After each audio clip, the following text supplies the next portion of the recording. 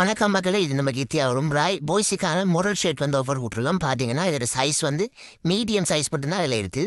இது வந்து 3 பீஸ் எடுத்தீங்கன்னா 5000 அப்படி கொடுத்துட்டு வரோம். 1 பீஸ்ன்னா வெறும் 1800 மட்டும் தான் போட்டுட்டு வரோம்.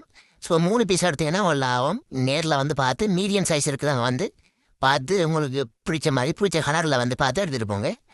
5000 தான். 3 பீஸ் வந்து 5000 வந்து மீடியம் சைஸுக்கு மட்டும்தான் வந்து பார்த்து விடுங்க உங்களுக்கு பிடிச்ச கலரில்.